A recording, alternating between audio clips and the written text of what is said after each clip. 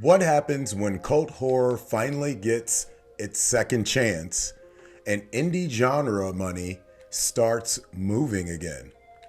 Welcome back to The Final Cut, your daily pulse in horror, where we cut through the noise and get straight to what matters in the genre.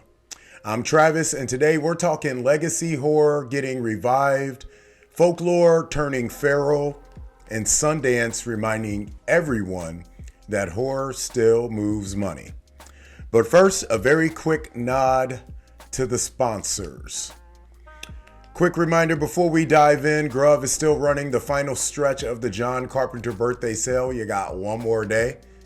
And Fanatical has ongoing horror, Capcom, and Resident Evil deals you don't want to sleep on. Links are in the descriptions and on the articles. And yes, signing up for these newsletters actually matters. All right, let's get into it with today's stories. All right, first up, more than 35 years later, Sam Raimi is officially trying to bring back Darkman from the grave. Speaking ahead of his new film, Send Help, Raimi confirmed that a sequel to his 1990 cult classic is actively in development through Ghost House Pictures. There's already a completed screenplay and 2 directors attached. The only missing piece is financing. For anyone who needs a refresher, Darkman starred Liam Neeson as Peyton Westlake, a scientist turned grotesque vigilante after a brutal attack leaves him disfigured, chemically altered, and psychologically fractured. It was Raimi's love letter to Universal monster movies and his workaround after being denied the rights to The Shadow. Could you imagine if he was able to drop that?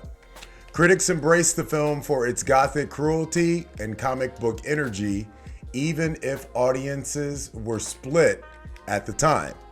Still, it turned a modest budget into a solid box office run and quietly became one of Raimi's most influential films, and NBC played that thing until it just completely ran it out. My big question for you guys is, does Darkman land as a modern revival, or does it stay trapped in cult status waiting for the right backer? Would you want a true Darkman sequel, or is this one better left scarred and unfinished? Let me know your answers in the comments ahead. Next up, Folklore is getting dangerous again. The first images have dropped for Red Riding, a contemporary reimagining of a Little Red Riding Hood. You say that, reimagining. It's executive produced by Neil Marshall and set to premiere at Fright Fest Glasgow. God, we're already getting Fright Fest news on March 7th.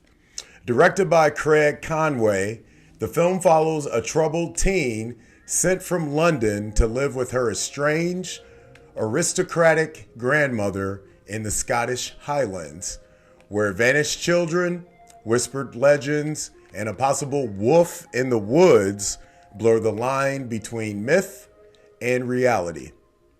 Marshall's fingerprints are all over this one. Isolation, class tension, and folklore weaponized into something brutal and intimate. This isn't a fairy tale. It's about inheritance, control, and the horror families bury instead of confronting. With sales handled by the Coven and a strong festival launch ahead, Red Riding feels like another reminder that folklore horror still hits hardest when it's grounded in real trauma. My question for you guys is, are you more interested in modern folklore horror, or do you prefer these stories left in their classic forms? Let me know your answers in the comments below. Next up, what's going on up at Sundance? Sundance is reminding studios that genre still sells. Bidding for The Invite, directed by Olivia Wilde, has reportedly climbed past 10 million, with buyers including A24, Neon, Netflix, Searchlight, and Focus Features circling the project. But the horror story that really caught our attention is Leviticus, A midnight section title now in exclusive talks with Neon in a deal hovering around $5 million. The film stars Mia Wasikowska, or how do you say that? Mia Wasikowska, alongside Talk to Me breakout Joe Bird, and centers on two teenage boys hunted by a violent entity that takes the form of the person they desire most, each other. It's a bold, uncomfortable premise rooted in conversation, trauma, and identity horror. And I've been hearing some words from my friends up at Sundance that it's really, really good. If this deal closes, it continues Neon's quiet streak of backing risky, emotionally confrontational horror, the kind that festivals are increasingly betting on again. Does the return of real Sundance bidding signal a stronger future for indie horror? Or is this just a form of temporary market correction? Let me know your answers in the comments ahead. Today's take: legacy horror is circling back, but not as nostalgia bait.